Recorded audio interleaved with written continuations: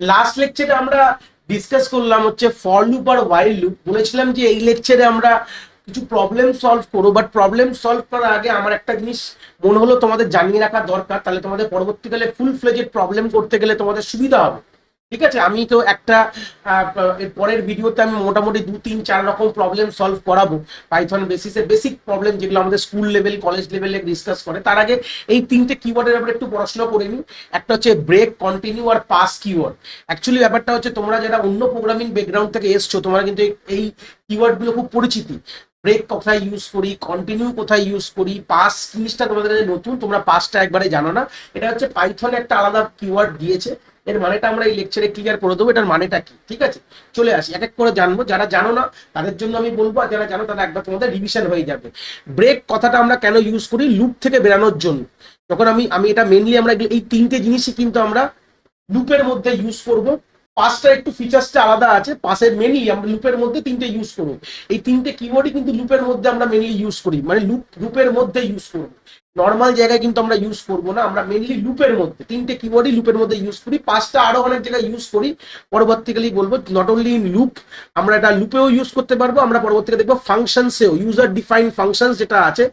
এটা যারা নতুন তারা হয়তো জানো না, আর যারা পুরোনো অন্য কোনো প্রোগ্রামিং ল্যাঙ্গুয়েজ থেকে অলরেডি জানো, তারা এখানে পাইথন দেখছো, তারা জানো যে ইউজার ডিফাইন ফাংশন কি জিনিস, সেখানেও আমরা এই পাস কিওয়ার্ডটা ইউজ করতে পারবো।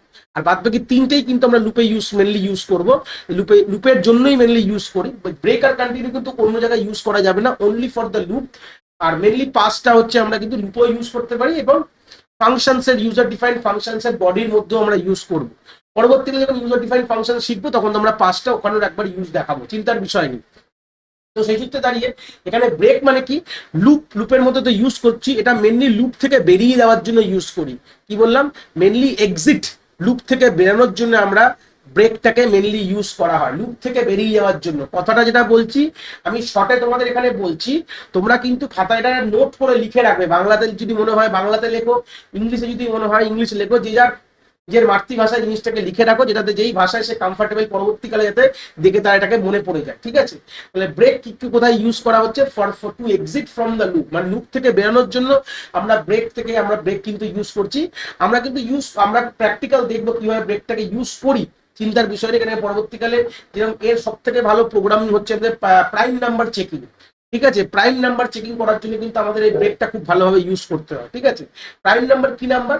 যেগুলো ইটসেলফ আর নিজেকে দিয়ে ডিভাইড হয়, ইটসেলফ আর 1 দিয়ে ডিভাইড হয়, বাদ বাকি কারোর মধ্যে ডিভাইড হয় না, সেটাকেই বলা হয় প্রাইম নাম্বার। তো প্রাইম নাম্বার চেকিং এর একবার কোডটা তোমাদের দেখাবো, আর তাহলে জিনিসটা বুঝতে পারবে যে কোথায় প্রাইম নাম্বারটা কোথায় কিরকম ভাবে কাজে লাগছে। তারপর হচ্ছে আমাদের কন্টিনিউ স্টেটমেন্টটা আমাদের কোথায় ইউজ হয়? একটা লুপের ইটারেশন স্কিপ করার জন্য। ইটারেশন স্কিপটা কি জিনিস প্র্যাকটিক্যাল দেখলে বুঝবে, চিন্তার বিষয় নেই। আমরা মেনলি এটা যখনই আমরা কন্টিনিউ পাই তাহলে লুপের তলার পোর্শনটা এক্সিকিউট করি না। যেখানে আমরা যদি কন্টিনিউ স্টেটমেন্টটা যেই পেলাম, ও কি হবে, মানে ধরে নাও এক্সিকিউট দেখাচ্ছি না, এক্সিকিউট করতে করতে করতে করতে নাম ছিল, তাহলে এইরকম জায়গায় আমার কন্টিনিউ কথাটা লেখা আছে, তাহলে আমাদের কি হবে?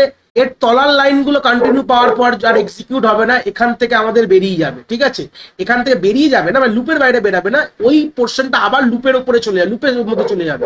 যেখানে আমাদের লুপ লেখা আছে, যেখানে ওয়াইল লুপ বা লেখো বা ফর লুপ, যাই লুপ লেখো, মানে লুপের এই বডিতে চলে যাবে, মানে বডি বলবো না, লুপের এই কন্ডিশনটা এই জায়গাটা চলে যাবে। ঠিক আছে, এটা হচ্ছে কন্টিনিউর মেন কথা। ঠিক আছে, কন্টিনিউ মানে হচ্ছে পরের লাইনগুলো আর কোনোভাবে এক্সিকিউট করবে না, এখান থেকে ডাইরেক্ট স্কিপ করে একদম কোথায় চলে যাবে? আমাদের যে একদম লুপের স্টার্টিং এ চলে গেল। ঠিক আছে, এটা হচ্ছে কন্টিনিউ কথা, মানে তলার লাইনগুলো স্কিপ আউট হয়ে যায়। আর পাস হচ্ছে কি করি? ধরে নাও কোনো লুপের আমি লুপ লিখেছি বা লুপের মধ্যে বডি লিখিনি, তাহলে সঙ্গে সঙ্গে এরার দিয়ে দেবে। আমি যদি লুপের বডি না লিখি সঙ্গে সঙ্গে এরার দিয়ে দেবে, তা সেই জায়গায় লুপের বডির জায়গায় ওটার বডি কি লিখবে তুমি জানো না হয়তো, তো সেই জায়গায় আমরা এই পাস কিওয়ার্ডটা ইউজ করি to not give an error, মানে এরার যাতে না পাই সেই সূত্রে আমরা এই পাস কিওয়ার্ডটা ইউজ করি লুপের মধ্যে, লুপের বডির মধ্যে।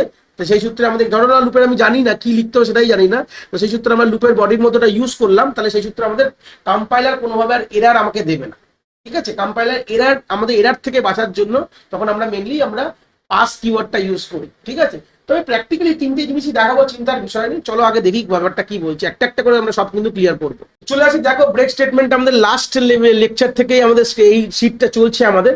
আমরা ফর লুপটা দেখাবো। ধরে নাও ফর আই ইন রেঞ্জ, ঠিক আছে, ভালো কথা দেখো, ভালো করে দেখো, RANGE রেঞ্জ, ব্র্যাকেটে গিয়ে ধরে নাও আমাদের 10 অব্দি লুপটাকে ঘোরাচ্ছি, ব্যাপার নেই। এবার আমাদের যখন ব্রেক ইউজ করি না, ব্রেক আমরা নর্মালি এখানে BREA কে ব্রেক দিয়ে দিতে পারি, কোনো অসুবিধা নেই, কেন ব্রেক দিলে কি হবে, যেই চালাবো আমাদের লুপটা চলবেই না।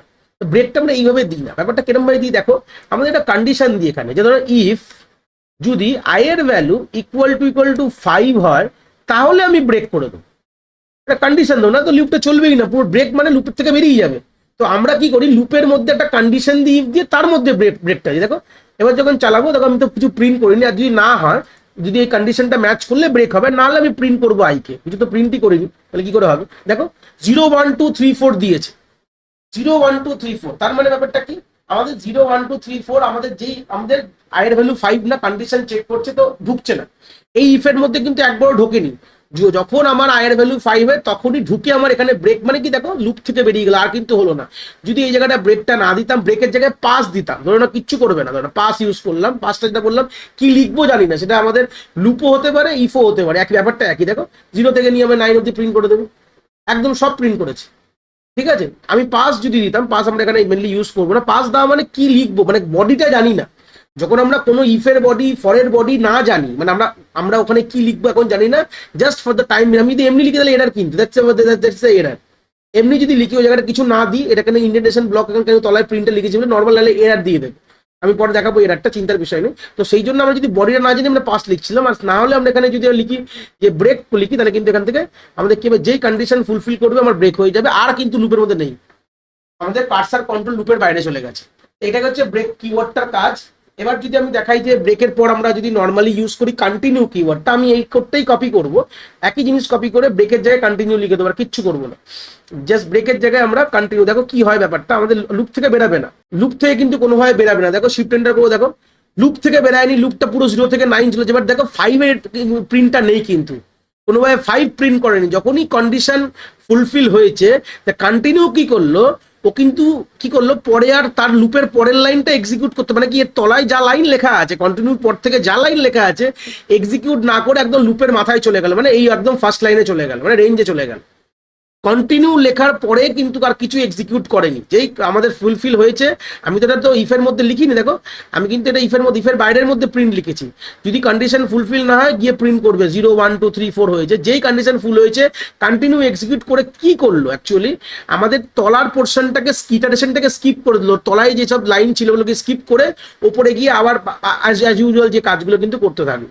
তো এটা কিন্তু আমাদের কন্টিনিউ, যেটা বললাম যে তলার পোর্শন মানে কন্টিনিউর পর থেকে যা লিখবে তোমরা কোডে, সেটা কিন্তু আর এক্সিকিউট হবে না, কন্টিনিউ পেয়ে যাবে, মানে একদম লুপের মাথায় চলে যাবে, তলায় যাই লেখা থাকবে কেন, ইটস উইল নট কেয়ার। মানে আমাদের কিন্তু এই এর মধ্যে কিন্তু আমি যদি মনে করো যে আমি যদি ফরের বাইরে কিছু লিখতে চাই, এই ফর ধরো না প্রিন্ট হ্যালো, তাহলে কিন্তু কোনো অসুবিধা নেই, আমাদের লুপের মধ্যে পুরো জিনিসটা ক্লিয়ার করে নাও, দেখো হ্যালো কিন্তু প্রিন্ট হবে, দেখো হ্যালো কিন্তু হয়েছে, ঠিক আছে। আমাদের লুপের মধ্যে কন্টিনিউ, মানে লুপের মধ্যে কন্টিনিউ পরে যাই থাকুক না কেন আর এক্সিকিউট হবে। আমি যদি এর মধ্যে আমি হ্যালো প্রিন্ট করি, তাতে কি হবে, নর্মাল সপ্তাহে ওই পোর্শনটা হবে না, মানে লুপের মধ্যে তুমি যা থাকবে তোমার কন্টিনিউ পেলে, তাহলে সেই লাইনগুলো আর এক্সিকিউট কোনোভাবে হবে না। এটাই হচ্ছে কন্টিনিউর কথা, যেটা তোমরা এক্ষুনি দেখলেই, ঠিক আছে। চলো এবার পাসটা দেখে নাও, পাস কেরম, ধরো না ফর আই ইন রেঞ্জ, ধরো না 10 দিয়েছো, এবার এর ভেতরে কি লিখবে তোমরা জানো না, এর ভেতরে কি লিখবে ফরের মধ্যে ইউ ডোন্ট নো। তা আমি যদি এখন কম্পাইল করি, it will get an error.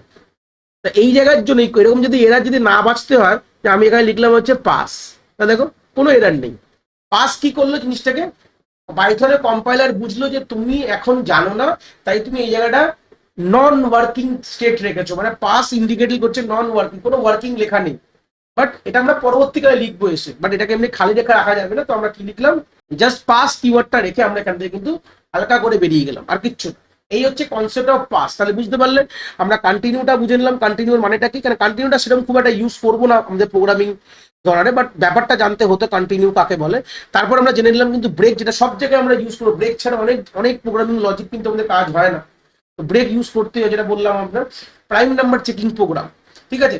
তো চলো আমি এখানে ব্রেকের একটা পপুলার এক্সাম্পল, একটা প্রাইম নাম্বার চেকিং প্রোগ্রামটা এখানে দেখিয়ে দিই তোমাদের, দেখো ভালো লাগবে হয়তো প্রাইম নাম্বার চেকিং কি কি করেছি। দেখো প্র্যাকটিক্যাল একটা এক্সাম্পল রাখো যে প্রাইম নাম্বার চেকিং প্রোগ্রামটা ব্রেক দিয়ে কোথায় ব্রেকটা ব্যবহার করি, দেখো একটু দেখে নাও। তাহলে দেখো প্রথমে কি লিখি, ধরো না এনে আমরা যে নাম্বারটা ইনপুট করতে চাইছি, প্রথমে তো অ্যাজ ইট ইজ লিখবে যে ইন্ট ব্র্যাকেটে হচ্ছে ইনপুট এন্টার আ নাম্বার, ঠিক আছে, আমরা একটা নাম্বারকে এন্টার করছি, এন্টার আ নাম্বার। তাহলে প্রাইম নাম্বারকে ব্যাপারটা কিরকম হয়, প্রাইম নাম্বার কি হয়, ওয়ান এবং ইটসেলফ ছাড়া। তাহলে আমাদের লজিকটা আমি যদি থিওরিটিক্যাল স্ক্রিনে তোমায় দেখাই, প্রাইম নাম্বার লজিক কি বলে, ধরে নাও আমি বলেছি সিম্পল, দেখো 17 is a prime number, 11 is a prime number.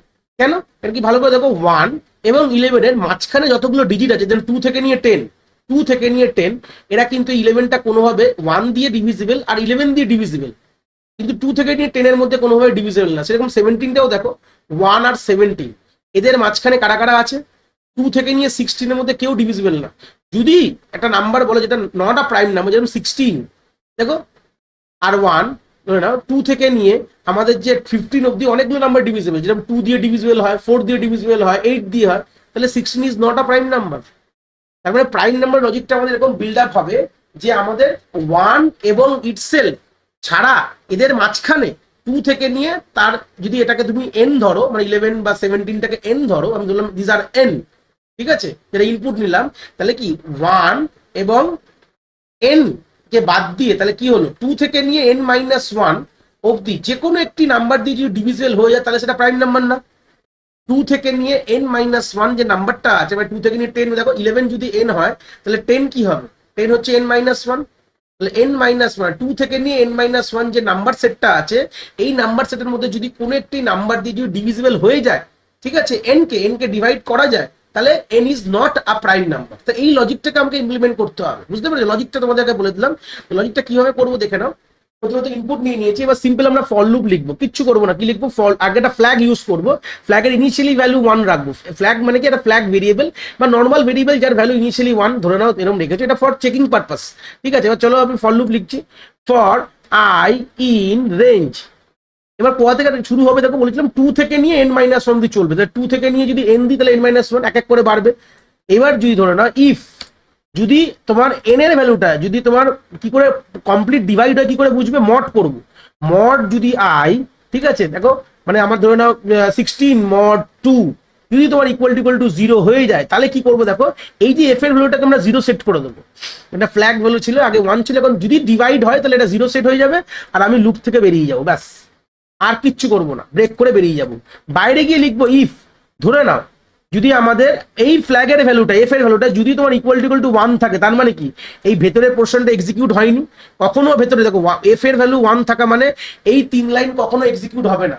মানে ধরো 11 এর ক্ষেত্রে, ধরো 1 থেকে আমি 1 আর 11 ছেড়ে দিয়েছি, তাহলে 2 থেকে নিয়ে n-1 এর মধ্যে কখনো আমি 2 3 4 2 not divisible, 2 mod 11 mod 2 not equal to 0, তারপর হচ্ছে 11 মড 3 11 মড 4 কোনোটাই 0 হবে না, তো এই পোর্শনে এক্সিকিউট ঢুকবেই না, মানে এই 3 লাইন এক্সিকিউট করবেই না কোনোভাবে, ঠিক আছে।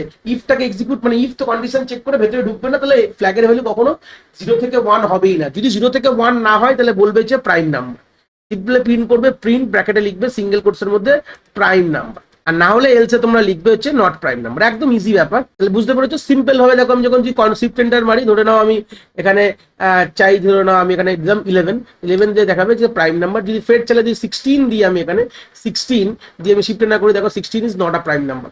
আরেকটা কথা বলছি, যেরকম প্রাইম নাম্বার অনেক রকম করার অনেক পদ্ধতি আছে, অনেক অনেক অপটিমাইজ পদ্ধতি আছে। আমি কিন্তু একটা বেসিক কিভাবে করতে হয়, ব্রেকটা কিভাবে কাজ করে, আমি সেটা দেখালাম। যারা আমাদের ভিডিও দেখছো এখানে দাঁড়িয়ে, হয়তো হতে পারে তোমরা ভাবছো যে আরো স্যার আরো ইম্প্রোভাইজ লজিক আছে, আমি সেই লজিকে কিন্তু গেলাম না, আমি লজিক শেখাচ্ছি না, আমি ব্রেকটা কিভাবে ইউজ করতে হয়, তার অ্যাপ্রোপ্রিয়েট ইউজটা কিরকম ভাবে করলাম। দেখো ব্রেক মানে হচ্ছে বেরিয়ে গেল, ধরে নাও আমি একটা সিম্পল কথা বললাম যে আমরা 16 যেহেতু প্রাইম নাম্বার না, কারণ 2 দিয়ে ডিভাইড হয়, 16 মড 2 যদি করি, এখানে n এর ভ্যালু 16, i এর ভ্যালু হচ্ছে 2, তাহলে 16 কে মড 2 করা মানে রিমাইন্ডার 0 হয়ে যাবে। তো 0 হওয়া মানে ফ্ল্যাগটাকে আমার মানে এফ ভ্যারিয়েবলটা 0 ছিল, 1 সেট করে, আর কি আমার এই ঘোরার দরকার আছে এই ফর লুপটা, একটা যে কোনো একটা ডিভাইড হলেই তো আমাদের বলে দেবো যে ইটস নট আ প্রাইম, মানে এফ এর ভ্যালু 1 থেকে 0 হয়ে গেলেই তো হয়ে গেল আর প্রাইম। তো পুরো পুরো এই ফর লুপটা 2 থেকে নিয়ে n-1 চেক করার তো কোনো দরকার নেই। আমার কি দরকার আছে, সিম্পল দরকার নেই তো। আমাদের তো একটা যদি ডিভাইড হয়ে যায়, যদি আমাদের তার ডিভাইড হয়, তার ভ্যালু আমার রিমাইন্ডার 0 হয়ে যায়, তার মানেই তো আমাদের বুঝে গেলাম যে it's not a prime number. তাহলে আমাদের পুরো দরকার নেই, তাই জন্য আমরা ব্রেক করে বেরিয়ে গেলাম, ফালতু আর চেক করলাম না। তো ব্রেকের ইউজটা দেখালাম কি করে ব্রেকের ইউজটা নর্মাল আমরা প্রোগ্রামিং এ ইউজ করি। তো এই ছিল আমাদের কনসেপ্ট অফ ব্রেক, কন্টিনিউ এবং পাস্ট স্টেটমেন্ট। উইথ এক্সাম্পল আমি প্রাইম নাম্বারটা রাখলাম এখানে। আশা করি তোমরা এই কনসেপ্টটা খুব ভালো করে বুঝতে পেরেছো। যদি ভিডিওটা ভালো লেগে থাকে অবভিয়াসলি একটি লাইক করো, আর বন্ধু বান্ধবের সাথে শেয়ারও করো যাদের সত্যিই দরকার এরকম ভিডিওর। আর হ্যাঁ, অবভিয়াসলি চ্যানেলে নতুন হলে চ্যানেলটাকে সাবস্ক্রাইব করে দিও এবং বেল আইকনটিকেও প্রেস করে দিও, তাহলে এরকম নতুন নতুন ভিডিওর নোটিফিকেশন তোমরা সবার আগে পেয়ে যাবে। তোমাদের এক একটি লাইকে আমি অনেকটি মোটিভেশন পাই, আমি ফিউচারে এরকম ভিডিও আরো তোমাদের যেগুলো দরকার আমি অবভিয়াসলি নিয়ে আসার প্রচেষ্টা রাখি। তোমাদের যদি কোথাও কোনো ডাউটস হয় তাহলে ভিডিওর কমেন্ট সেকশনে অবভিয়াসলি আমাদের জানাতে পারো, আমি সেইগুলোর সমাধান অবভিয়াসলি করার চেষ্টা করব। তোমাদের যদি মনে হয় স্পেশাল কোনো টপিক আছে যেটা নিয়ে ভিডিও বানালে তোমাদের সুবিধা হবে, সেটাও তোমরা আমায় জানাতে পারো এই ভিডিওর কমেন্ট সেকশনে লিখে। অবভিয়াসলি চেষ্টা করব ফিউচারে সেই টপিকগুলোকে নিয়ে ভিডিও বানানোর কথা। সবাই ভালো থেকো, আর হ্যাঁ, আবার দেখা হচ্ছে নতুন একটি ভিডিওর সাথে।